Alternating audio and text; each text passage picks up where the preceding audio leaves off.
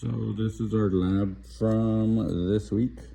We have a solution of that guy, copper sulfate, with some salt that will basically act as a catalyst to take away the oxygen that might be attached to this aluminum. And so on the handout you have the completed reaction written in words, and you have to change it to chemical equation. And this is probably way more aluminum than is needed, but it looks like it's just floating there.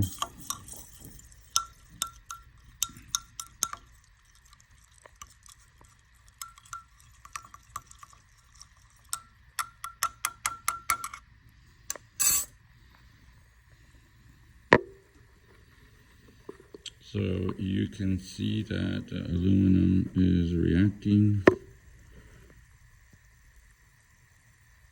You can see some little specks of brown.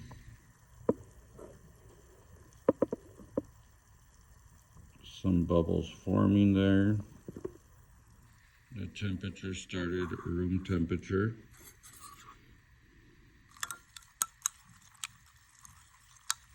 This reaction takes about a few minutes, maybe 10 minutes to completely react.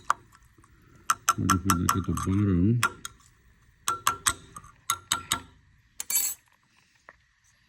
we can see that there's already some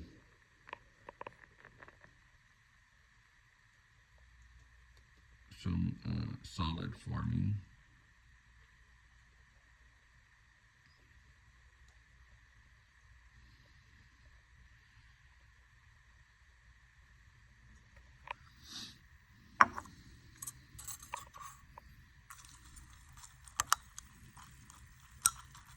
So this solution had to be made, and it's 100 milliliters of 0.2 molar copper sulfate.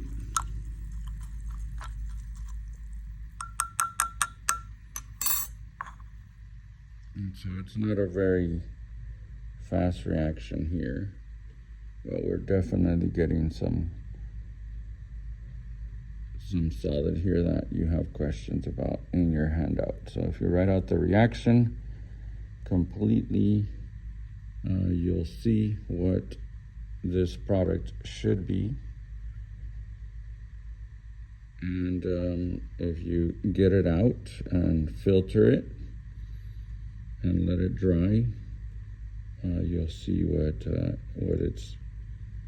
it looks like and what it can be used for. As the mixing continues, if you were to feel the beaker, it is starting to change temperature slightly. The color is starting to get a little less blue-green and a little more gray. Eventually it will completely clear out, and it will have way more of this solid at the bottom, and all of this aluminum will be gone from our view. All right, we are here at the end of this reaction. Too much aluminum was added, so it is kind of sitting. It might still need a little more time to react because the liquid is still slightly green, although you can definitely see way more product there at the bottom. And if we're to get a little bit of it out, just to see it, it is solid for sure. We can dab it here with another towel to help it dry.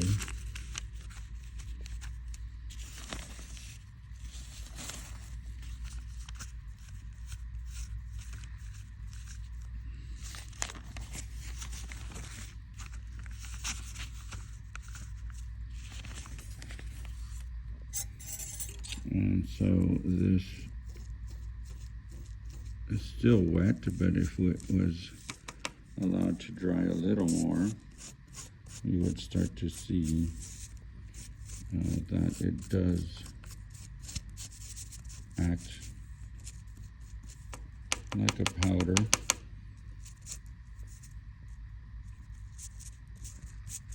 And it is definitely no longer aluminum looking, because the aluminum is now in the aqueous form in that liquid.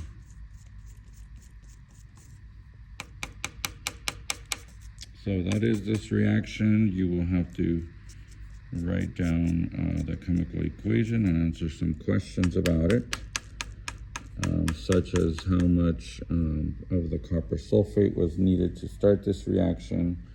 I gave you the amount of aluminum and salt to add, and we are not filtering this product. We're kind of just playing with it and throwing it in the trash can.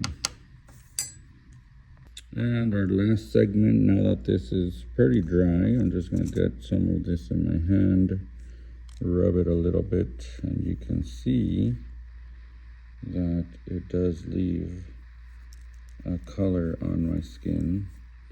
And this is basically what's in cosmetics, and so pretty interesting. Some people are allergic to copper, so this would give them a rash.